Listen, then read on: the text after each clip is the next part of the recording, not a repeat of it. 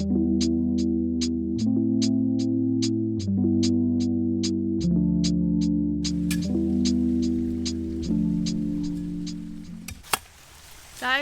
I can't do it anymore. I've done all I can do. I've really tried hard at all this. I give up. I give up. I can't water anymore. My magnolia's dropping her flowers. I have shade cloth. It's not working anymore. There's nothing I can do. Everything is dying from the drought. Even the native grasses are dying from the drought. So I quit. I'm only gonna water what's necessary. So here's a few of my plants that I just think it's time to let them go. One of them being my Thai plant right here on the left side. It gets a little bit more morning sun than its friend over here on the right. It looks like it's doing a little bit better, but I think I may have caught it a little bit too late. And I water these every morning. So here's some hostas that came back from last year, and they were glorious until the heat just gets to them. They can't take it. I water them every day. They're in shade. They've been happy up until this triple-digit weather. So I have a few bromeliads stuck in this Thai plant.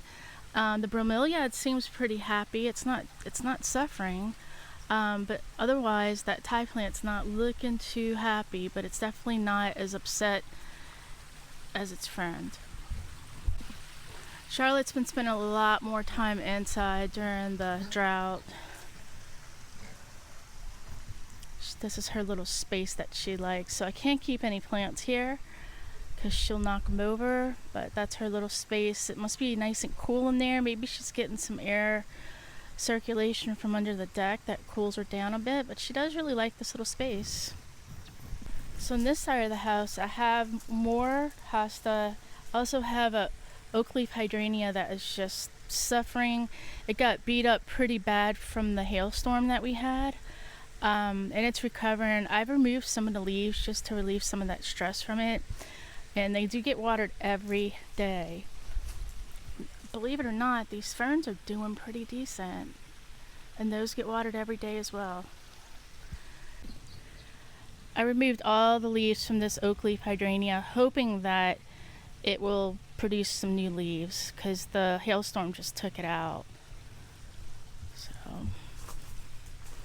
this holly tree is not happy. I water her about every other day. And then here I have a bougainvillea and a milkweed that still does not look very happy. My cactuses are doing wonderful, so that's a good thing.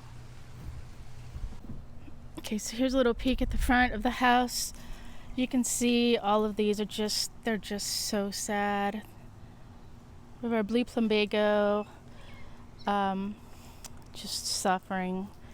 They're losing all their color. I probably need to give them a little bit of fish fertilizer to kind of pep them up, but honestly, I think they're just need to go summer dormant. So I'll list the fertilizer that I use. I use Microlife fish fertilizer, the seaweed, and it really helps the plants green up a lot. So I'll go ahead and link that in the description for you in case anybody wants to go ahead and buy that. It is a local Texas company based out of Houston, and my Amazon link that I have actually ships it out from a local business. So I'm really happy about that. Try to support local.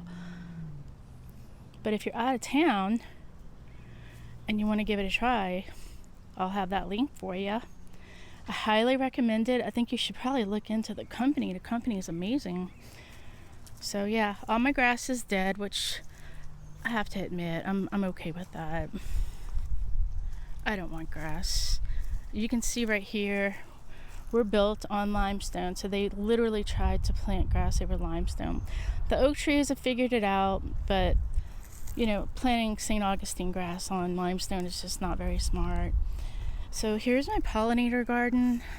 I water it every morning. It's there. It's okay. The butterfly bush is not. I think I hear thunder. Okay, that would be like a small miracle right now. So this is the butterfly garden. I do keep this bird bath clean and fresh, and the bees, the butterflies, the birds are just drinking up and sopping up all that good water.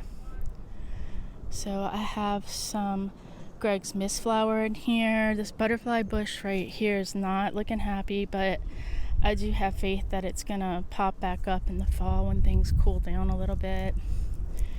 This is one of my favorite plants right here. This is an Artemisia. It smells fabulous. It seems to be thriving. I have one in the back that's probably 10 times the size, and it just thrives. So we have some guara, butterfly guara, and it looks beautiful. It will definitely perk up, but I don't know if you can just see these little dainty flowers, how absolutely stunning that is. And that fills up with those once it's not stressing out trying to survive. They're in survival mode, literally. Let's see, here's another butterfly bush. More Artemisia. This is a new garden. I just started this garden this year, so everything's really young. This is some tropical milkweed. It seems to be doing pretty good. It's got flowers, but I haven't seen too many monarchs. I think they're not quite running through here yet. We usually get a big influx in March. So coming across the yard, we do have a lot of gravel. I've been trying to xeriscape more. This is our heart garden, and I have some ice plant in there. Even the ice plant is struggling. I mean, there's some pieces that look semi-decent. And look, how sad is this? This is my little dog bowl that I fill up for all the neighborhood dogs. I filled it up this morning. It's already dry. That is so sad. I need to fill that back up. So these are some plants in here. I am testing out some sedums to see how they'll thrive. And they're doing okay. Not great, but they're doing okay. And I also have some of the rock rose in here. It's doing okay. I do see one little bloom right here. Right there. And it looks like it's gonna bloom, but that's it. Otherwise, everything's just droopy.